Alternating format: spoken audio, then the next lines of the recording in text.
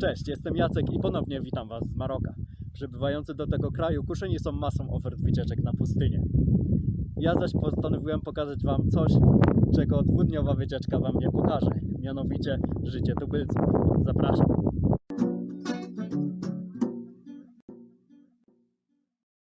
Przez znany portal internetowy zaaranżowałem pobyt na farmie, gdzie nocleg opłacałem pomocą przy codziennych pracach. Po 10 godzinach jazdy z Marrakeszu, najpierw przez malownicze góry Atlas, potem przez step przedsaharyjski, dotarłem do miejscowości na końcu drogi, Mohamed El Hislan, a stamtąd do wsi Bunu.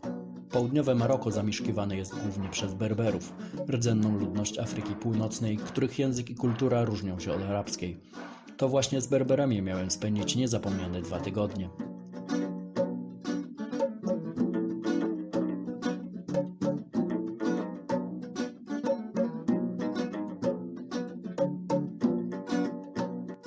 Moim gospodarzem okazał się ten przesympatyczny człowiek. My name is Mohammed Moisha. Wkrótce dołączyli do mnie inni wolontariusze, wszyscy z Niemiec. Liza, Hamona, Ahaul und Robert.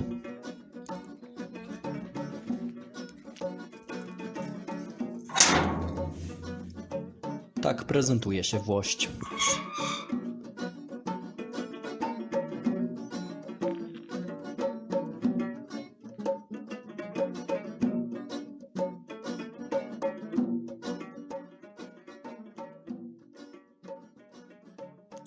Tu się mieszka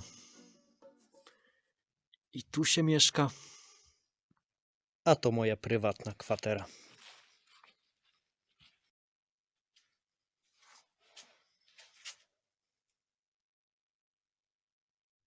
Budownictwo naturalne, glina,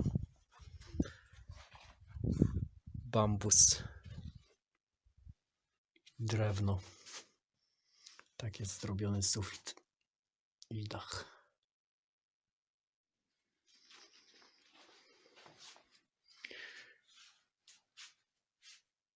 Kuchnia z salonem. Bardzo elegancka łazienka.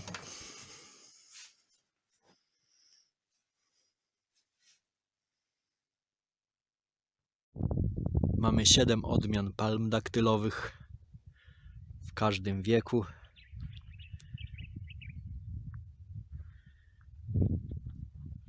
Są i granaty.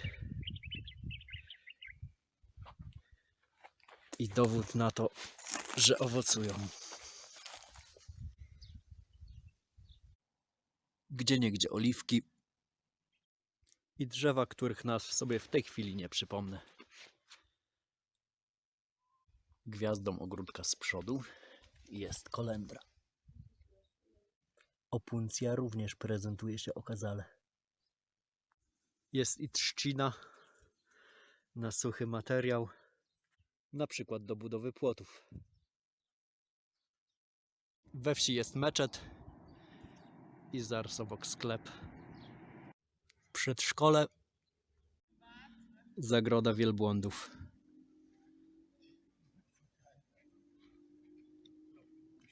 Są i bardziej poszowe noclegownie,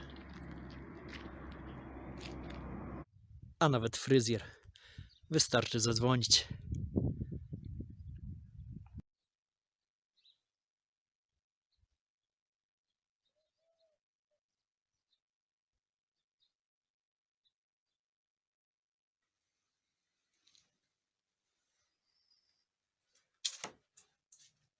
Po kilku dniach mieliśmy już dobrze ustaloną rutynę, pozwalającą maksymalnie wykorzystać nasz pobyt na farmie. Dzień zaczynamy śniadaniem. I hate sitting in front of food. I get you, bro. Let's dig in. Miska pusta, czas do pracy.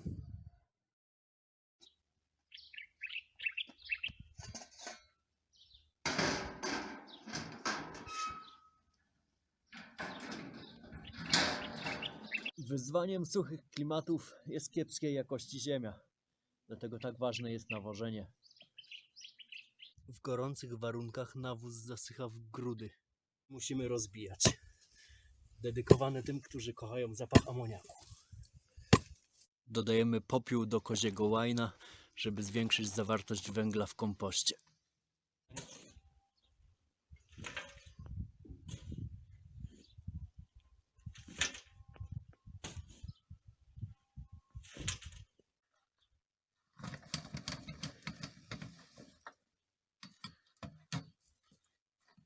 Dodajemy organiczny materiał, który niestety trochę wysechł przez zaniedbanie. Wieczorem podlewamy. Przykrywamy suchą roślinnością. I gotowe.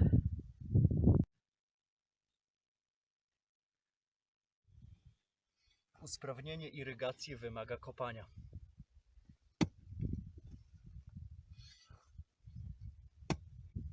Ja, es ist wahr, es ist harte Arbeit.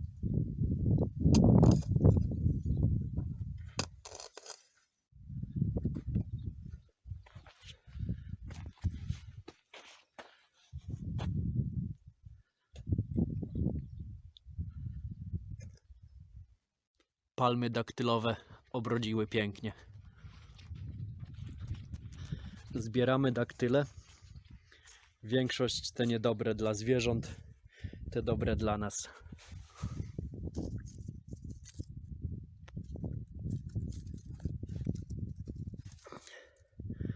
Te są, jak widać, niezbyt dobre. Pokażę Wam przykład dobrego. Tutaj widać, ile ich jest. Dobry daktyl wygląda tak. Ususzony, pomarszczony, ale jak go ścisnąć, trochę miękki. Bardzo słodki, wyśmienity.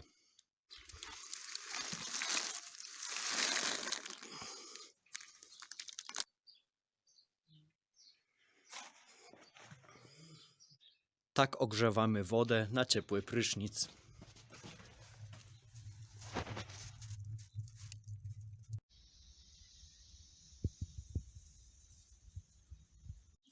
Po kilku godzinach pracy zasiadamy do lunchu.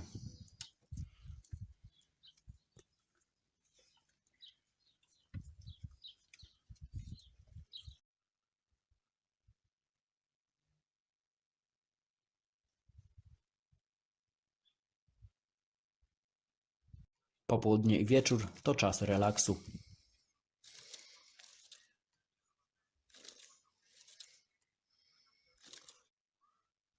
Tak, czytam komedię romantyczną, ale za to po francusku. Miejscowi grają w bóle. Ball is small. Don't you see the small ones? Próbuję zrozumieć zasady, Oh yeah. There's a small You ball. get points ale ssę w tą for grę. each ball that is closer to Zdecydowanie lepiej idzie mi w kartach. Go, go, go, go, go.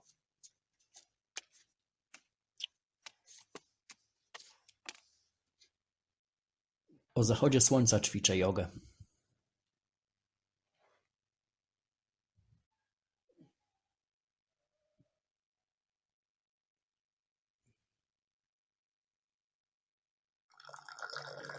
Krótkie zimowe dni sprzyjają wieczornym rozmowom przy herbacie i długim ucztowaniu.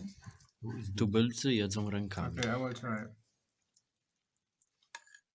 No. Ja, aber wenn Nie, tubylcy wenn próbują. du es an einem gewissen Punkt wieder zusammendrückst, fällt es wieder auseinander. No, maybe. Guck. Ja. Die eigenen Ball, aber wenn ich weitermache, dann... Ptaki, które towarzyszą nam w kuchni, Mohamed nazywa Berber Bird. Są one dla tego ludu symbolem pomyślności. Nasz gospodarz pokazuje nam, jak przyrządzić msylmen, podstawę berberyjskiej kuchni, obok oglądanych wcześniej tażin i kuskusu.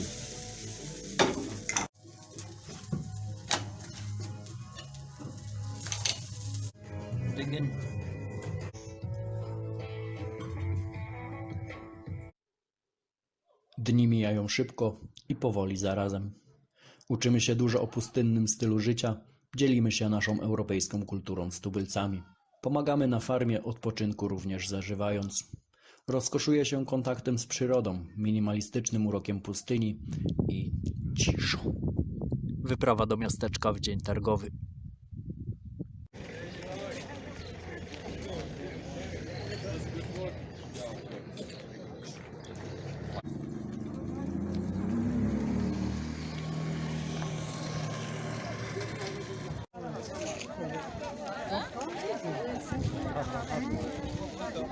Paprika.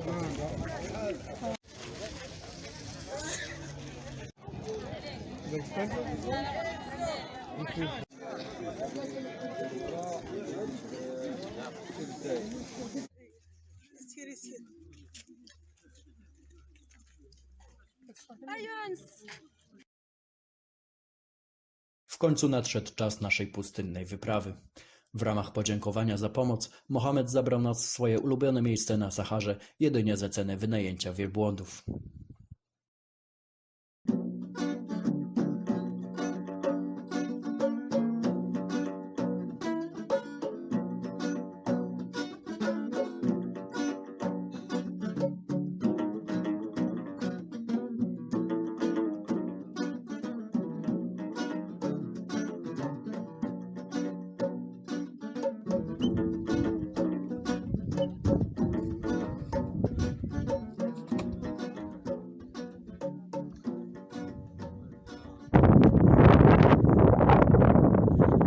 My rozbijamy obóz, a wielbłądy mają zasłużony odpoczynek.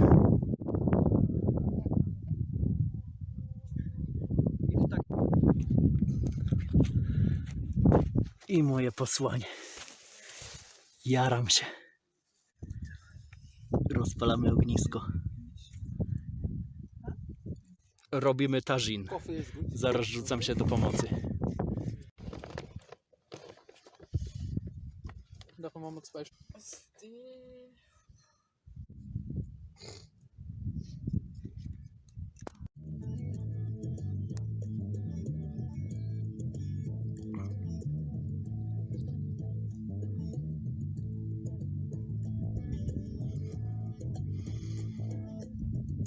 Tażin się gotuje. My w tym czasie idziemy podziwiać zachód słońca z wydm.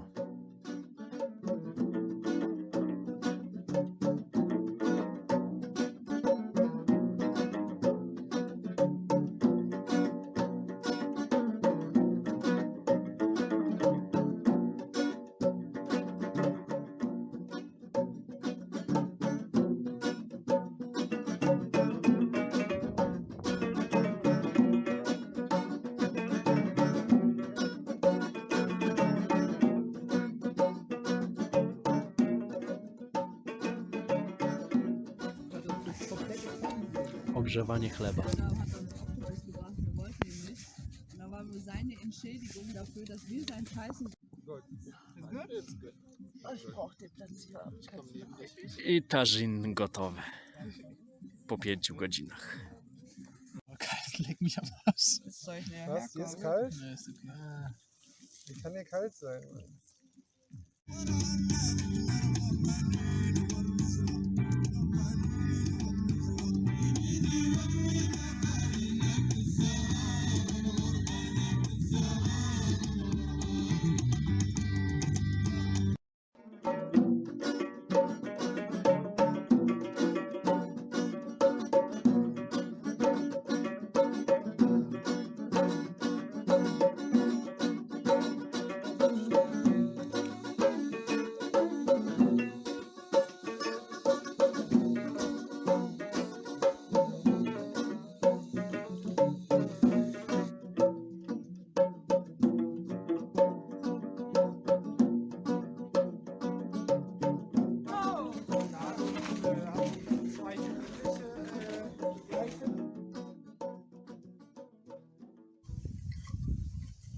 Bonus od wielbłądów nie może się zmarnować.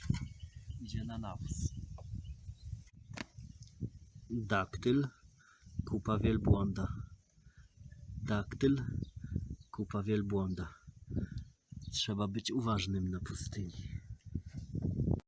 Moja pustynna przygoda dobiegła końca. To, co tu zobaczyliście, miało być opowieścią o ludziach stąd. Mohamed ma wielką pasję dla berberyjskiego stylu życia. Widać, że kocha pustynię. Ale trudno sprawić, żeby na zawołanie przed kamerą opowiedział jedną ze swoich wspaniałych historii.